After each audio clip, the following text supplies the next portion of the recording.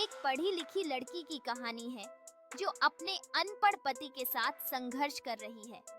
उसकी मेहनत और सीखने की चाहत उसे एक नए मुकाम तक ले जाने की कोशिश कर रही है। उसकी बुद्धिमत्ता और कड़ी मेहनत उसके पति की समझ से परे है और यह उनके रिश्ते में तनाव पैदा कर रही है। वह चाहती है कि वह उसकी पहचान को समझे और सपनों का पीछा करने में उसका साथ दे। जब वह लड़कियों को पढ़ाना शुरू करती है, तब उसके पति को उसकी क्षमता का एहसास होता है। धीरे धीरे वह उसकी मेहनत और लगन की सराहना करने लगता है।